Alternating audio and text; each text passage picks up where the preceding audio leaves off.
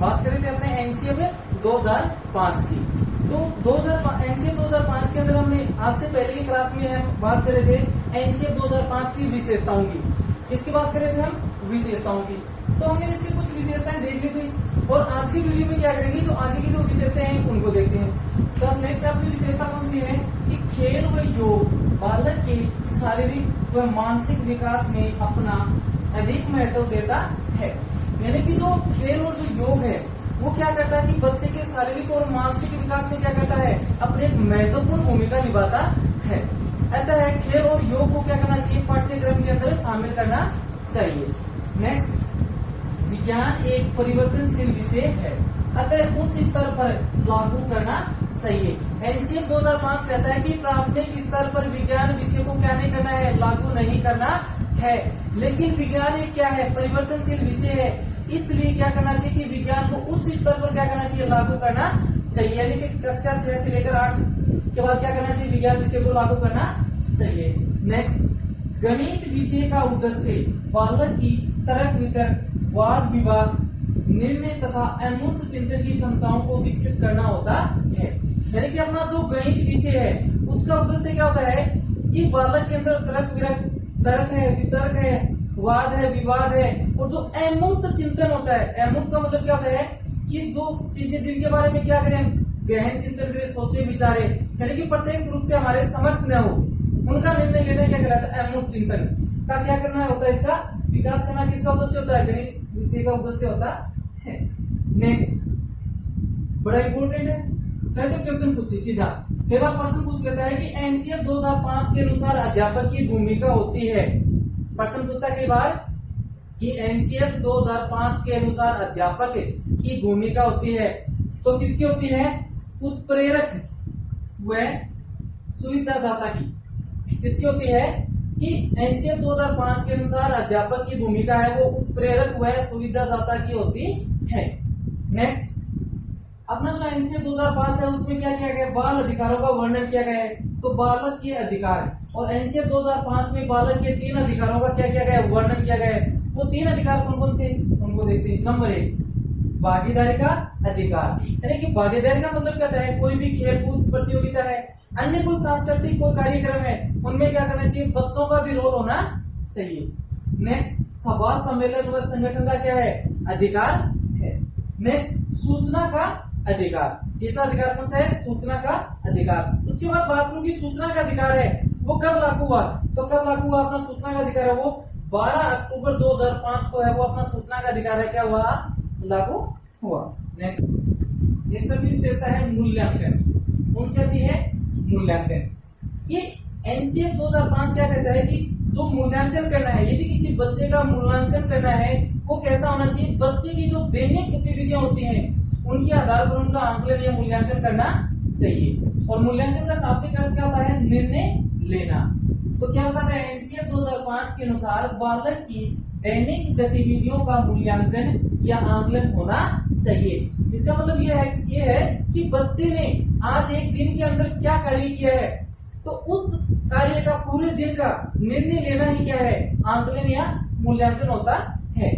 Next, NCF 2005 में मूल्यांकन की 3 विधियों का वर्णन किया गया है। यानी कि एनसीएफ 2005 के अंदर मूल्यांकन के लिए 3 मेथड या तकनीक या विधियों को काम में लिया गया है। कौन कौन सी होती है, नंबर 1, खुला पुस्तकीय मूल्यांकन, दूसरा सामूहिक कार्य मूल्यांकन, नंबर 3 सतत एवं समग्र मूल्यांकन, और सबसे महत्वपूर्ण कौन सा होता है, इंपोर्टेंट कौन सा होता है अपना सीसीई, सतत एवं समग्र मूल्यांकन।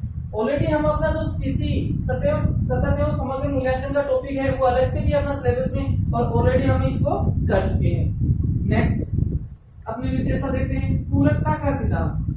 पूरकता का सिद्धांत का मतलब क्या होता है कि जो कार्य हमें जिस स्तर के ऊपर करना चाहिए उस कार्य को उसी स्तर के ऊपर क्या कर लेना चाहिए, पूरा कर लेना चाहिए।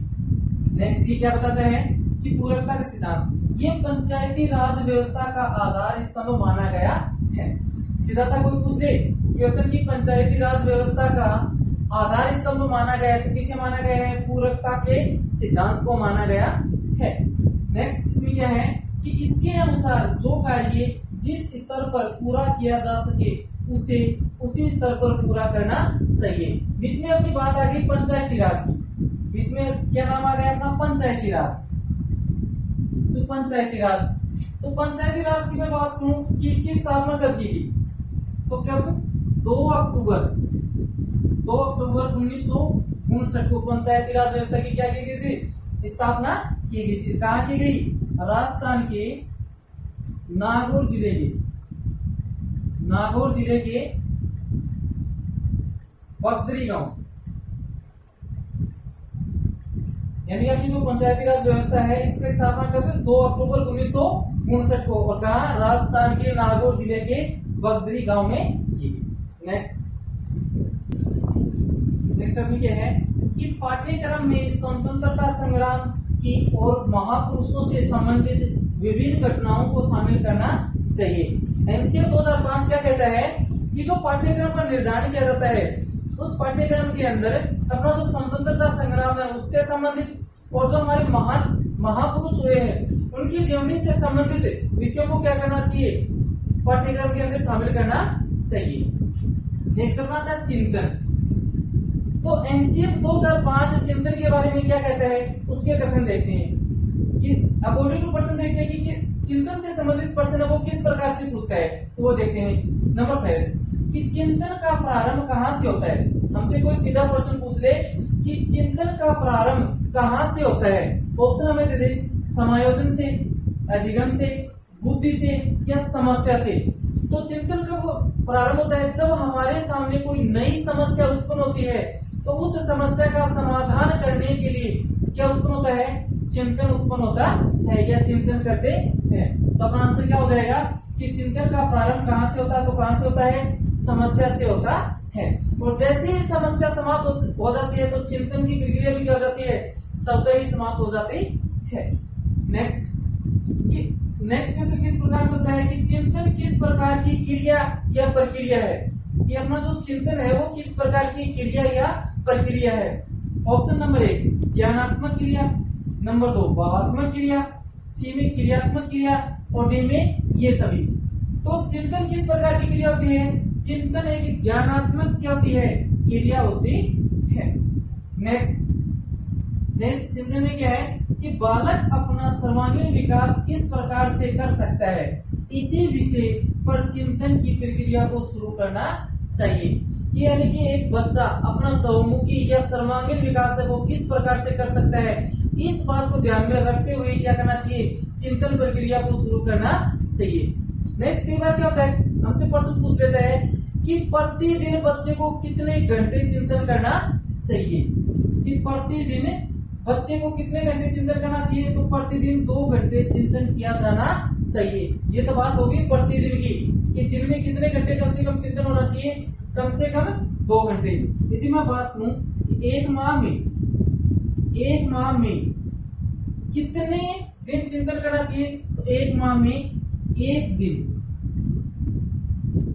दिन क्या करना चाहिए, चिंतन करना चाहिए। ये बात होगी प्रतिदिन तो 2 घंटे, एक माह में कम से कम 1 दिन, और एक साल में कितने दिन, साल में 2 से 3 दिन क्या करना चाहिए, चिंतन करना चाहिए। अपनी विशेषता है संज्ञान। कौन सी विशेषता आती है अपनी, संज्ञान। और संज्ञान क्या होता है कि संज्ञान के कारण ही मनुष्य है वो सभी प्राणियों में क्या माना जाता है, सर्वश्रेष्ठ माना जाता है। क्यों माना जाता है कि संज्ञान के कारण ही मनुष्य क्या कर पाता है, सोच समझ पाता है, तर्क और वितर्क है उनको प्रस्तुत करता है, चिंतन करता है और अमूर्त घटनाओं के बारे में क्या करता है, सोचता विचारता है। तो संज्ञान के बारे में क्या है कि कर्म और गुण के आधार पर ही अपने और अपने संसार के बारे में ज्ञान को क्या करना चाहिए, प्राप्त करना चाहिए। नेक्स्ट अपनी विशेषता आती है भाषा की। कौन सी आती है, भाषा। तो एनसीआर 2005 में भाषा के संदर्भ में कौन कौन से तथ्य हैं उनको देखते हैं। तो नंबर 5 कि प्राथमिक शिक्षा को मातृभाषा में दी जानी चाहिए। ये एनसीआर की नहीं, ये आरटी 2009 भी कहता है कि जो प्राथमिक शिक्षा वो किस में दी जानी चाहिए, बच्चे को उसकी मातृभाषा में दी जानी चाहिए। नेक्स्ट द्विभाषी व बहुभाषी क्षमता बालक में संज्ञानात्मक, मानसिक और चिंतन क्षमता को क्या करती है, विकसित करता है। द्विभाषी का मतलब क्या होता है कि दो भाषाओं को जानने वाला। द्विभाषी का मतलब क्या होता है? बाइलिंगुअल। बाइलिंगुअल मीन्स क्या होता है? द्विभाषी, यानी कि एक व्यक्ति जो क्या करता है, दो भाषाओं को जानता है, वो कौन हो गया? द्विभाषी। और बहुभाषी का क्या होता है? जो व्यक्ति दो से अधिक भाषाओं को जानता है, वो क्या करता है कि बालक में संज्ञानात्मक, मानसिक और चिंतन की क्षमता को क्या करते हैं? विकसित करते हैं। नेक्स्ट, कई बार प्रश्न पूछ लेता है, कई बार प्रश्न पूछता है कि एक शिक्षक होने के नाते आप एक बहुभाषी कक्षा को किस रूप में समझेंगे या किस रूप में अपनाते हैं? तो किस रूप में? एक संसाधन के रूप में बोलूं या एक मानवीय संसाधन के रूप में देखना चाहिए? तो नेक्स्ट क्या करना? एक शिक्षक होने के नाते आपको एक बहुभाषी कक्षा को संसाधन के रूप में या मानवीय संसाधन के रूप में देखना चाहिए। नेक्स्ट, अपनी भाषा को क्या होता है? संप्रेषण का क्या होता है? माध्यम होता है। भाषा अपनी क्या होती है? संप्रेषण का माध्यम होता है। चाहे तो अपना संप्रेषण का तरीका वो लिख कर हो, चाहे मौखिक रूप से बोलकर हो, लेकिन भाषा वो अपना क्या होता है? संप्रेषण का माध्यम होता है। नेक्स्ट अपनी विशेषता आती है ग्रह कार्य की। कौन सी विशेषता आती है? ग्रह कार्य की। और ग्रह कार्य में से, इस विशेषता में से आर्टेट 2011 और रिट 2016 के अंदर यहां से प्रश्न पूछा गया है। कहां से? ग्रह कार्य में से, कि कक्षा 2 तक, कक्षा 1 और कक्षा 2 तक बालक को गृह कार्य दिया जाना चाहिए। इससे संबंधित प्रश्न पूछा गया है। तो क्या है कि कक्षा 2 तक बालक को गृह कार्य नहीं दिया जाएगा। क्या नहीं किया जाएगा? कि कक्षा फर्स्ट और सेकंड में बच्चे को क्या नहीं दिया जाएगा? गृह कार्य नहीं दिया जाएगा। नेक्स्ट, कक्षा 3 से 5 तक प्रति सप्ताह 2 घंटे गृह कार्य दिया जाएगा। कक्षा 2 तक तो गृह कार्य नहीं दिया जाता है, लेकिन हमसे पूछ ले कि कक्षा 3 से 5 तक गृह कार्य के संदर्भ में कौन सा कथन सत्य है? तो कौन सा कथन सत्य हो जाएगा कि सप्ताह में बच्चे को केवल और केवल क्या करना चाहिए? 2 घंटे ही गृह कार्य दिया जाना चाहिए। नेक्स्ट, कक्षा 6 से 8 तक प्रतिदिन 1 घंटे या सप्ताह में 5 से 6 घंटे गृह कार्य दिया जाना चाहिए। ये अपना क्या है कि गृह कार्य के संदर्भ में दिया गया है। फिर बात करूंगा कक्षा 9 से 12 तक। क्या है? कक्षा 9 से 12 तक बच्चे को प्रतिदिन 2 घंटे या सप्ताह में 10 से 12 घंटे क्या करना चाहिए? गृह कार्य दिया जाना चाहिए। नेक्स्ट क्या है? गृह कार्य के संदर्भ में देख रहे थे। तो गृह कार्य के संदर्भ में क्या? नेक्स्ट की कक्षा 9 से 12 तक प्रतिदिन कितने घंटे कार्य देना चाहिए? 2 घंटे। यानी कक्षा 9 से 12 तक प्रतिदिन बच्चे को 2 घंटे क्या देना चाहिए? गृह कार्य देना चाहिए। और सप्ताह में कम से कम 10 से 12 घंटे क्या होना चाहिए? गृह कार्य दिया जाना चाहिए। नेक्स्ट विशेषता की बात करूं तो मैं होता है पुस्तकालय। नेक्स्ट अपनी विशेषता क्या आती है? एनसीईआरटी 2005 की पुस्तकालय। तो इसके संदर्भ में कौन कौन से कथन वो देते हैं कि प्रत्येक विद्यालय में पुस्तकालय होना चाहिए, या पुस्तकालय का होना क्या होता है?